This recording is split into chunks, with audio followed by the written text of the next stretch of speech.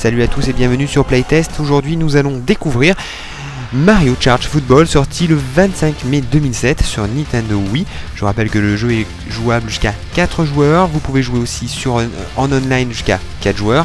Et vous devez avoir le Wiimote et le Nunchuk. Le jeu est développé par Next Level Games. C'est parti, voici Mario Kart Football.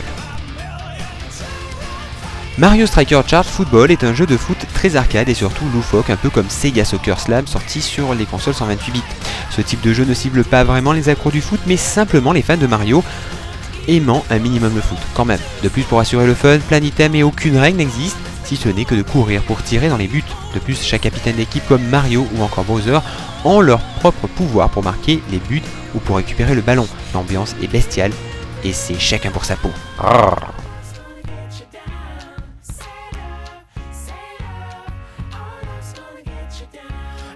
12 capitaines sont donc jouables, dont 3 cachés proposant chacun leurs propres caractéristiques d'attaque, de défense, de déplacement, de passe et d'esquive. Cela est pareil avec les 8 équipiers. La nouveauté réside dans le fait que les équipiers ont désormais un tir spécial qui leur est propre. Birdo par exemple marque à tous les coups si personne ne se met devant elle. Mascas déclenche une explosion assommant tout le monde et lui laissant le but vide. Chaque équipe est composée d'un capitaine et de 3 équipes. On retrouve 7 stades classiques de Mario Smash Football, 6 nouveaux dont certains ont une grande influence sur le jeu et plus 4 cachés.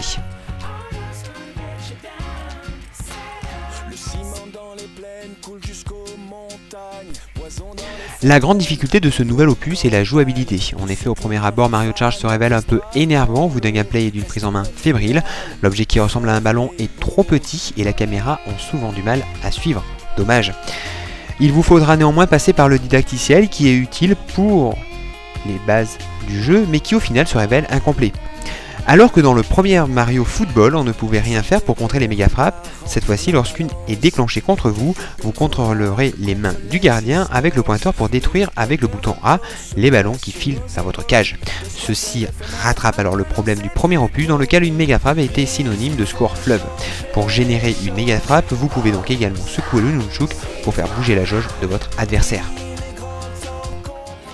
Graphiquement, le soft est plutôt réussi, très coloré. Les effets sont appréciables, même s'il est possible d'assister à des cafouillages dus à des explosions, nuisant beaucoup à la lisibilité. Les cinématiques sont bien réalisées, mais celles du début du match, par exemple, resteront tout le temps la même. A noter que le 480p via le câble IUV est supporté. Chaque personnage ou équipier a son propre thème musical que l'on pourra d'ailleurs entendre lors d'un but.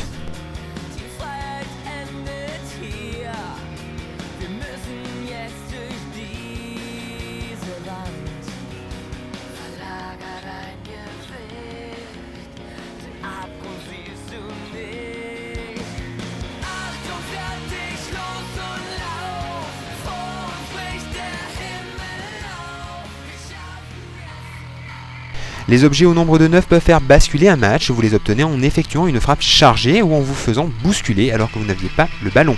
Se débarrasser d'un adversaire en le gelant avec une carapace bleue pour avoir le temps de déclencher une méga frappe est l'une des nombreuses stratégies qu'il va falloir adopter. Le gardien étant plus fort, il est très rare de marquer avec un ballon peu chargé.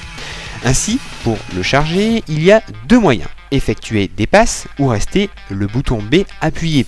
Les niveaux de charge sont les suivants. Vous avez violet, rouge, orange, jaune et blanc. Plus un ballon se rapproche du blanc, plus il sera facile de marquer. Niveau contenu, le jeu est satisfaisant, proposant de modes domination pour les matchs amicaux, en route pour la coupe Striker, pour les compétitions, challenge pour les petites missions, vous permettant de débloquer des options pour le mode domination, le panthéon pour voir vos trophées, le didacticiel, mais surtout le mode online. Si le mode solo peut être court mais assez difficile, l'intérêt du jeu réside surtout dans le multijoueur. Le mode domination permet lui à 4 joueurs de s'affronter, à condition évidemment de posséder 4 emotes et autant de Nunchuk, et si possible 3 amis. Mon avis personnel sur le jeu. Mario Kart Football m'a relativement déçu par le fait qu'il est trop difficile et pas assez à la portée de tous. Parfois prenant, parfois frustrant. Le soft manque d'un punch et d'action, la jouabilité n'est pas assez intuitive et trop de paramètres sont à gérer. En clair, il faut aimer le foot. Dommage d'utiliser une licence telle que Mario qui jusqu'à présent m'a toujours conquis dans ses adaptations en jeu vidéo pour arriver à un jeu juste bon.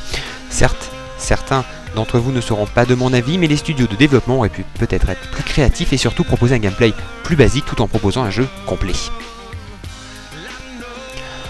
En clair, graphiquement, le jeu est magnifique et les animations sont très réussites. Les développeurs offrent un soft coloré et un level design amusant. Toutefois, nous pourrons voir que le ballon est trop petit, ce qui parfois manque un peu de lisibilité.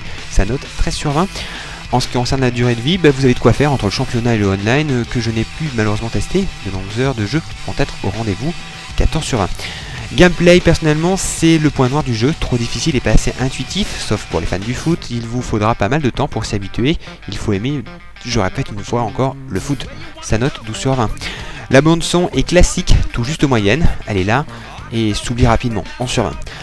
Les gamers comme moi qui n'aiment pas du tout le foot se verront un peu déçus par la complexité et la difficulté parfois trop élevée dans certains niveaux de compétition. En revanche pour les autres, cela peut être un régal de pouvoir mener Mario et son équipe sur un terrain de foot en utilisant toutes les fonctionnalités que le jeu propose.